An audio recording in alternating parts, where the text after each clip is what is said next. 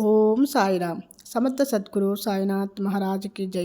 సాయి భక్తులందరికీ నమస్కారం అండి.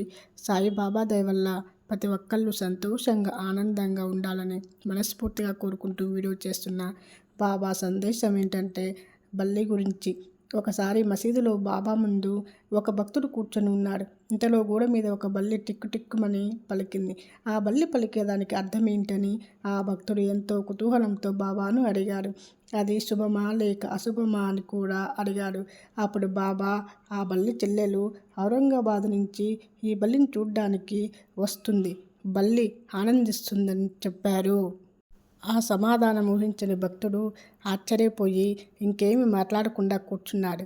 కొంతసేపైన తర్వాత ఎవరో ఔరంగాబాద్ నుంచి గుర్రం మీద బాబా దర్శనానికి షిరిడీ వచ్చారు. అతను ఇంకా కొంచెం దూరం పోవాలి, కానీ అతని గుర్రం ఆకలితో ముందుకు పోలేకపోయింది. అప్పుడు అతను తన భుజం మీద ఉన్న సంచిని తీసి దుమ్మి దులిపి గుర్రానికి ఉలవలు తేవడానికి వెళ్ళాడు.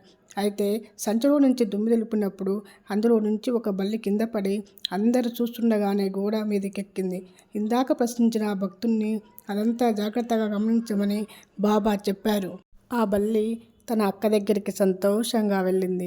చాలా కాలం తర్వాత కలుసుకున్న అక్క చెల్లెలిద్దరూ ఒకరినొకరు కౌగిలించుకొని ముద్దాడుకుంటూ గుండ్రంగా తిరుగుతూ ఎక్కువ ప్రేమతో ఆడేది. ఎక్కడ షిరిడీ, ఎక్కడి ఔరంగాబాదు? గుర్రపు రౌతు ఔరంగాబాదు నుంచి బల్లిని తీసుకొని షిరిడీ ఎలా వచ్చాడు?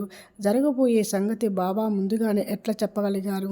ఈ రకంగా బాబా మనుష్యుల మనస్సుల్లోని సంగతులను గ్రహించి చెప్పడమే కాక బల్లి పలికిన దాని అర్థాన్ని కూడా వివరించి తన సర్వజ్ఞతకు జంతువులు, కీటకాలు కూడా